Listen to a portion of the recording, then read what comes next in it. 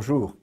Au lendemain du saccage d'une salle de prière et après une année 2015 marquée par les attentats, le Conseil français du culte musulman appelle les mosquées à ouvrir leurs portes les 9 et 10 janvier pour montrer le vrai visage de l'islam de France. En apprenant cette information, je me suis souvenu de 2 chroniques que j'avais rédigées lorsque j'étais chroniqueur religieux sur RTL et aux réactions qu'elles avaient alors provoquées. Elles sont de 1986. Eh bien, croyez-moi, il n'y a rien de nouveau sous le soleil en 2016 et nous avons encore bien de chemin à parcourir. Voici ce que je disais dans cette chronique. Lorsque j'étais à Paris, il m'arrivait parfois d'aller dîner chez un ami restaurateur et souvent, le service terminé, mon ami et le cuisinier venaient s'asseoir à ma table et nous bavardions. Un jour, Madji, c'est le nom du cuisinier, un Kabyle qui travaillait dans ce restaurant depuis près de 25 ans, vient s'asseoir et dépose sur la table un journal. Ce sont des programmes de télévision. Mon ami restaurateur jette un coup d'œil sur ce journal et lui dit « Mais pourquoi tu lis ça, Madji ? Ce sont des programmes de télévision vieux de 15 jours. » « Ce n'est pas pour lire, dit Madji, mais c'est pour savoir où regarder dans le métro. Quand je regarde le journal, personne ne me dit rien. » Et il nous explique alors que souvent, dans le métro, des gens lui ont fait des remarques parce que son regard, celui d'un Maghrébin, a osé croiser le regard d'un Français. Alors, depuis, tous les soirs, il emporte un journal, n'importe lequel, non pour le lire, mais pour savoir où poser ses yeux sans risque de remontrance.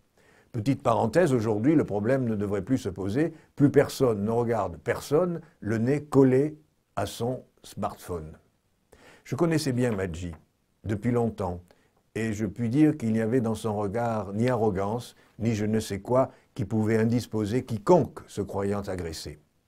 J'avais décidé de raconter cette histoire à cause du courrier reçu après une chronique précédente, et dans celle-ci, j'avais présenté quelques livres, dont un sur l'islam, Un seul Dieu, tous frères, qui proposait des jalons pour un dialogue entre chrétiens et musulmans pour ceux qui veulent mieux comprendre les articulations des religions chrétiennes et musulmanes.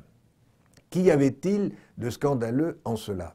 Cela m'avait cependant valu des lettres pleines de réprobation. Écoutez bien, mais je vous rappelle que nous sommes en 1986. N'avez-vous rien de mieux à proposer, disait l'une? De grâce, attention, notre religion catholique n'avance pas, comme vous le dites, elle recule à grands pas, enchérissait l'autre. Ou encore, et la morale, qu'en faites-vous?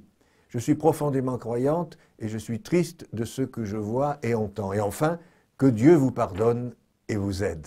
Certes, il y a bien des cas où j'ai besoin de l'aide et du pardon de Dieu, mais pas pour ça. Pas pour contribuer à dénoncer les amalgames. Tous les musulmans ne sont pas des terroristes. Alors, de quoi les chrétiens ont-ils peur? De perdre leur identité de chrétien serait-elle si fragile? À ce propos, Monseigneur Tessier, alors archevêque d'Alger, avait dit à l'époque « On a souvent répété ces dernières années que l'envoi en mission, fortement exprimé par Vatican II, avait abouti dans certains pays à une dissolution de l'identité chrétienne.